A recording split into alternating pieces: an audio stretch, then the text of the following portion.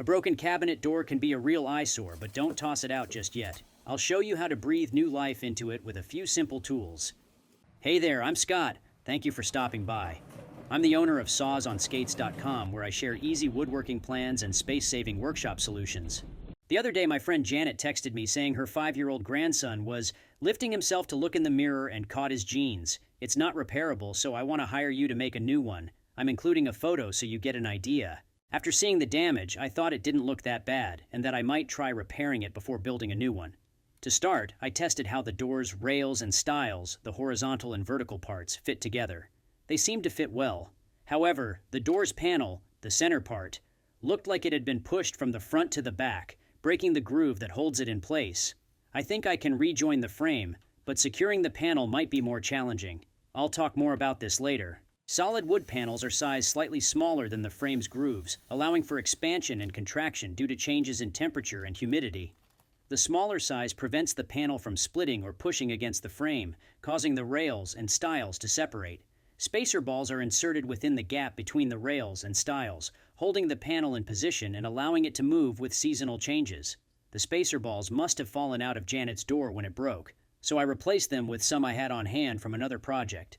I applied glue to the ends of the rails and spread it evenly over the joint with a glue brush. You can use an inexpensive artist's brush or your finger if you don't have one.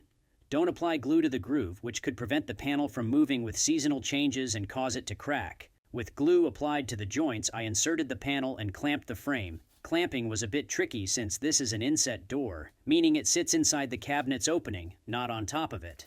So, its staggered edges made it challenging to position the clamps. I plan to rejoin the rails and stiles with pocket hole joinery, allowing me to drill angled holes in the door's rails and connect them to the stiles with pocket hole screws. I chose my Craig R3 to drill the pocket holes. Janet's door is 3/4 of an inch thick.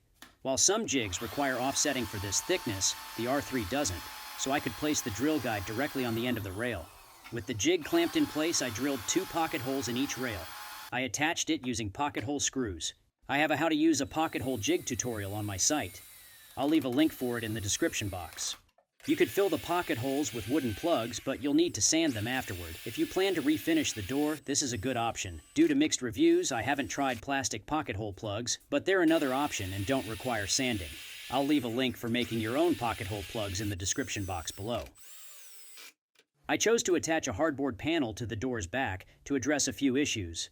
The pocket holes, while strong on one side, weren't able to fully prevent some flexing in the joint on the other side. The groove holding the door panel was broken in a few areas, potentially allowing the panel to push through. The combination of the damage and the exposed pocket holes made the back of the door look unattractive. Adding a piece of hardboard would resolve all of these issues. There are a couple of things to keep in mind depending on your door type.